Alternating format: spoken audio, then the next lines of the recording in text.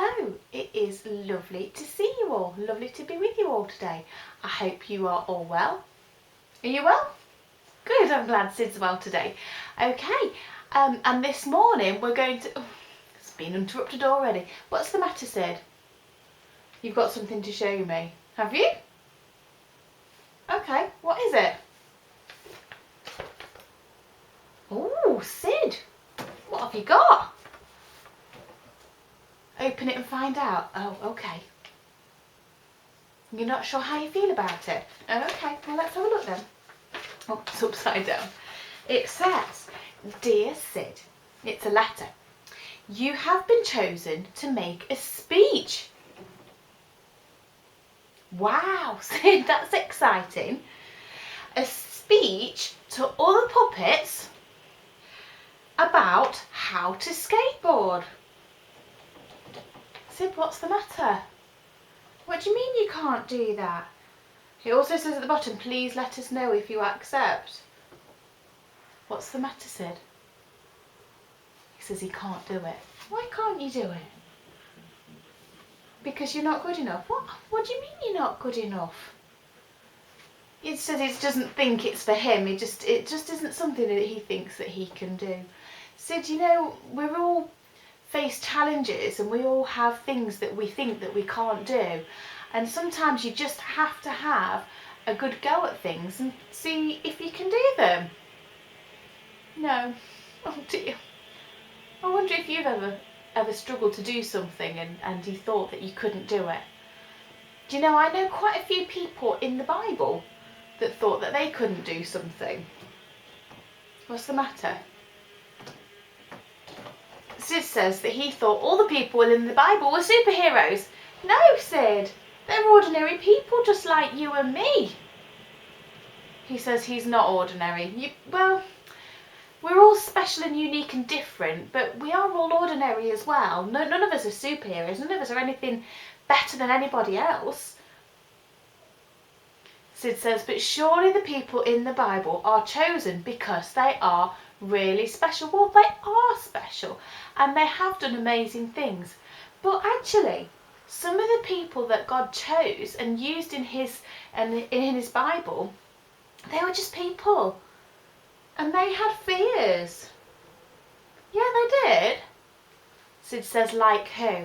Well, for example, Moses. You've heard of Moses. I'm glad you've heard of Moses. Mrs. Aldridge did a worship about Moses, didn't she, a few weeks ago? Do you remember? Do you remember watching it? Good. Do you remember what Moses did? He went to Pharaoh, that's right. But do you remember what happened before he went to Pharaoh? Oh, Sid says no. Well, before he went to Pharaoh, Moses said to God that he couldn't go to Pharaoh. He did. He did. He said, I can't go to Pharaoh because I won't be able to speak clearly enough and I won't be able to do it. And God had to say to Moses, yes, you can do it. And I will give you the words that you will need to speak. And I'll give you Aaron, your brother, and he will help you. Okay? Oh. Okay. Anybody else? Well, yeah, actually, there are other examples of people in the Bible who didn't think that they could do something. Who like? Well, like Jonah, for example.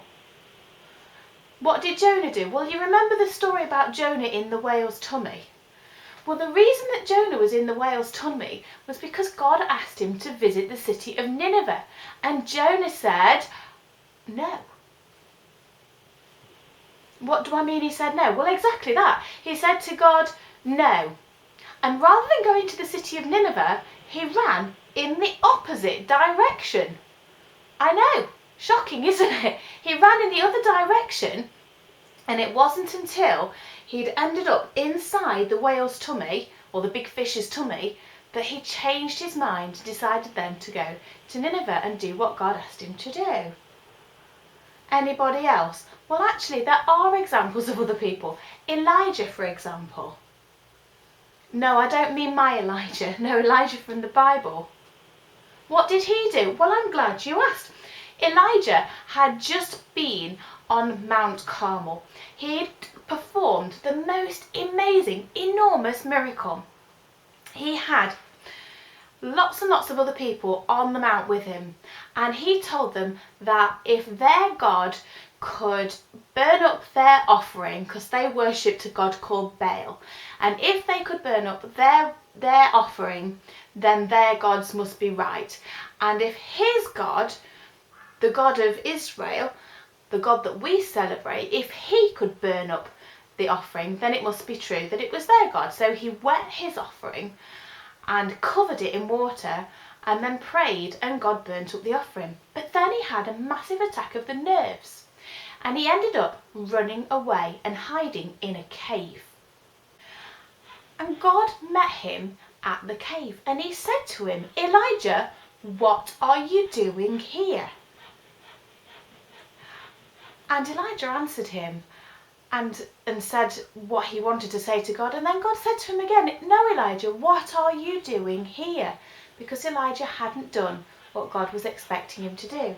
So even Elijah, who'd performed the most amazing miracle, had got frightened when Queen Jezebel said she was coming to chase after them, and ran and hid in a cave. And even in the New Testament, do you remember Paul? That's right, he was the one called Saul. He was the one that changed his name after that big light came to him on the road to Damascus. But even he had what was described in the Bible as a thorn in his side. And it says in the Bible that Paul pleaded and pleaded with God to take the thorn out of his side. Now, we don't know whether this was a literal hurting something, but the Lord said to Paul that he wouldn't take it out of his side because it was a sign of his weakness, and that in his weakness there is strength. That's a really funny thing to say. But what the Lord meant by that, what God meant, was that sometimes when you don't think you can do something, you will be able to do it. And that actually what you need to have is faith in God and faith in yourself, to trust in God that he will help you to do what it is that you want to do. In fact, there's even a moment in the Bible where God says that you will be given the words to speak when you need to speak them. And that was especially because it was for a disciple who was about to talk about him. What's that got to do with you? Well, Sid, the reason that I've shared that with you is because I want you to know that the people in the Bible weren't all superheroes. They weren't superhuman with extra strength. They didn't know what they were doing sometimes, and sometimes they got things wrong.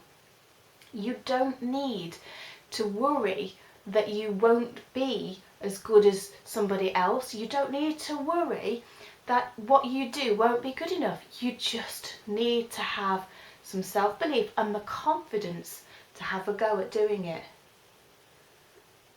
Sid says, so do I think he should do it? Do I think he should speak to other puppets about skateboarding? Yes. Why? Sid, because you'll be able to share something that you enjoy doing with lots of other people and explain how to do it. Okay? He says he'll think about it. I wonder if there's something that you think that you can't do. I wonder if you have something where you think, if only I was stronger, or if only I was bigger. I want to challenge you today to have the confidence to have a go at doing something. So today we've been thinking about changing the way we think about something that's going to happen, and having that confidence to have a go, having the self-belief.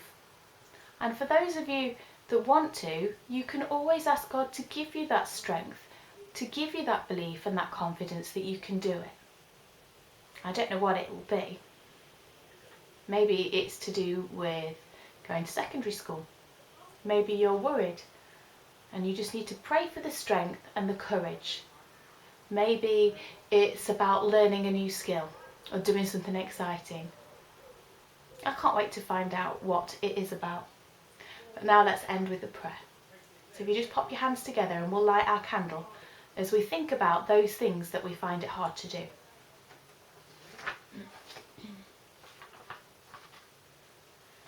I want you to think about that thing that you find hard, or that hurdle that you've got to get over. It may not be a literal hurdle on the ground that you want to jump over. Maybe it's coming back in September into a new class, or learning a new skill. Believe in yourself. Believe and trust that you will be able to do it. Let's put our hands together, and if you want to make the prayer your own, you just need to add an amen at the end. Father God, help us to believe in ourselves. Help us to believe that we can change, that we can grow into the people that you planned us to be. Help us not to be worried about the changes that we face, but to have the belief that you will give us the strength we need to face any situation. Amen.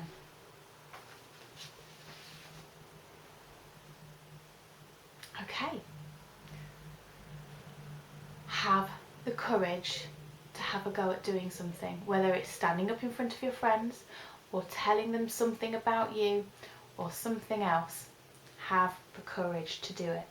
Have the confidence and the self-belief that you can do something. And remember that not all the people in the Bible are superheroes.